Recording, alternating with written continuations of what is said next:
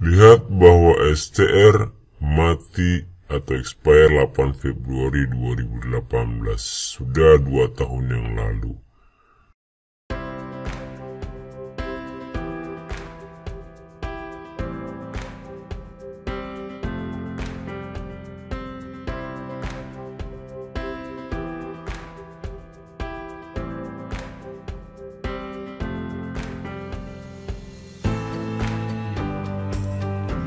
Meskipun STR sejawat mati bertahun-tahun yang lalu, sejawat masih bisa memperpanjang STR dengan mengikuti aturan-aturan yang ada di organisasi profesi.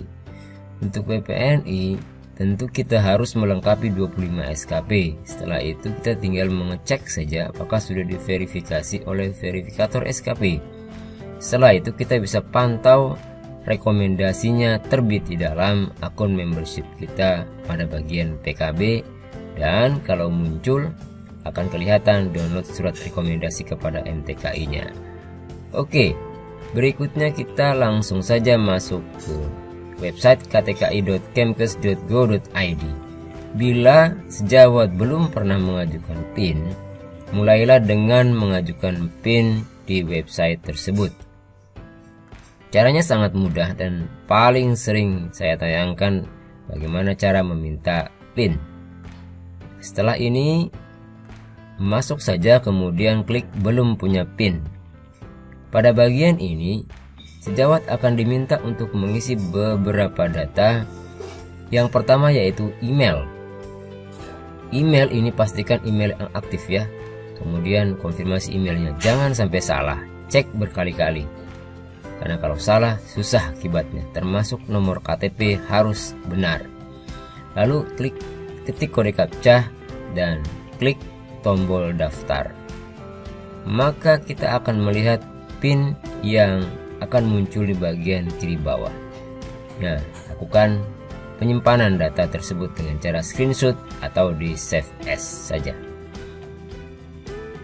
Lalu pada bagian ketiga, lakukan penginputan data dan dokumen dengan benar, dimulai dengan memasukkan email dan PIN, selalu kode captcha, lalu masuk pada bagian awal dari input data tersebut.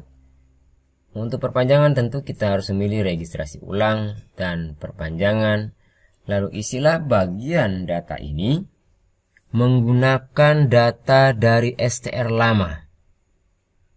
Ya, data STR lama.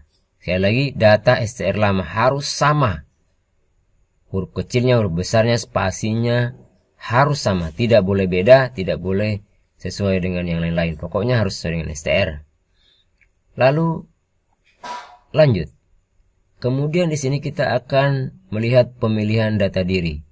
Pilih saja dari data STR lama karena kelihatannya keduanya benar. Jika salah, pilih dari Dukcapil. Kemudian memulai perpanjangan. Pada step 1 atau info pribadi ini kita masukkan data-data atau dokumen yang dibutuhkan oleh sistem atau yang diminta. Seperti foto, keterangan sehat, dan STR lama. Untuk foto pastikan 4x6 latar merah. Jangan pernah tersenyum saat difoto. Artinya bukan jangan tersenyum ya, maaf ya. Jangan kelihatan giginya saat difoto. Kemudian keterangan sehat harus dari dokter yang ber-SIP atau dokter PNS. Kemudian STR lama, boleh fotokopian, boleh asli.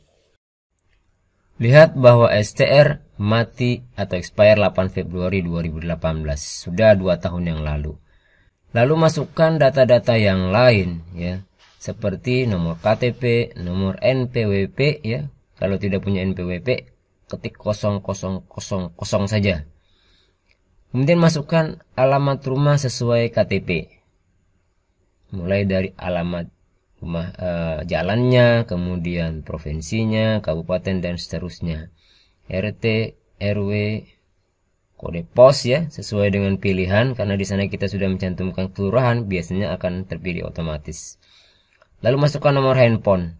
Nomor handphone ini pastikan nomor handphone aktif kita pribadi agar nanti saat sudah STR ada di kantor pos dihubungi ke nomor telepon kita. Lalu masukkan bagian alamat korespondensi. Ini penting kantor pos pilihan kita mau dikirim kemana. Saya sarankan sih yang terdekat dengan tempat kerja, agar sekalian saat bekerja bisa langsung singgah ke kantor pos. Dan pilih kantor pos yang di kota ya. Jangan yang terlalu jauh, nanti susah menjangkaunya. Selesai untuk step 1. Lalu kita ke info administrasi step 2. Di sini kita diminta memasukkan data-data seperti jenis tempat kerja. Pilihannya bisa puskesmas, rumah sakit, klinik, atau lainnya ya. Lalu lengkapi alamat tempat kerja, kemudian pilih provinsi ya. Provinsi mana, kemudian kabupatennya, lalu status pegawai. Di sini pilihannya hanya ada 4. Untuk honorer selalu pilihannya adalah swasta atau K3 dan lain-lainnya. Kemudian data pendidikan. Data pendidikan ini jangan sampai salah meletakkan negara pendidikan. Kalau dia dari Indonesia, Indonesia. Kalau dari luar, ya dari luar lah.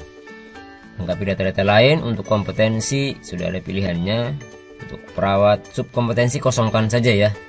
Itu tidak ada masalah dikosongkan karena memang tidak ada pilihannya. Lalu klik tombol lanjut. Kemudian kita akan menunggu. Dan untuk step 2 ini penyimpanan data administrasi berhasil. Lalu pada step 3 kita sudah muncul nomor surat rekom dan tanggalnya karena sudah link ya dengan KTKI untuk perawat.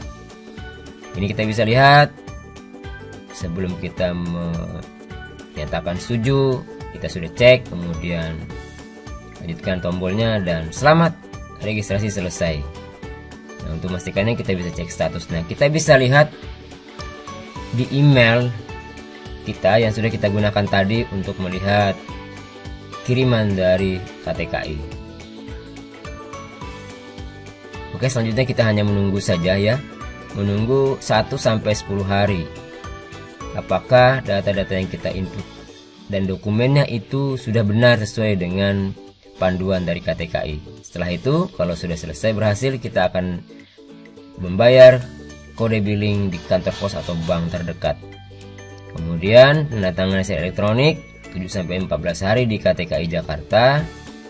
Selanjutnya kita akan dikirim STR aslinya ke kantor pos korespondensi sesuai dengan yang kita cantumkan alamat kode posnya, alamat posnya. Lalu kemudian tunggulah telepon dari petugas kantor pos, itu saya sampaikan di awal-awal tadi. Kalau mau ke sana juga nggak apa ngecek sih, bawa aja KTP. Terakhir kita mengambil STR kita di kantor pos menggunakan identitas. Oke guys, itu saja, semoga berhasil ya.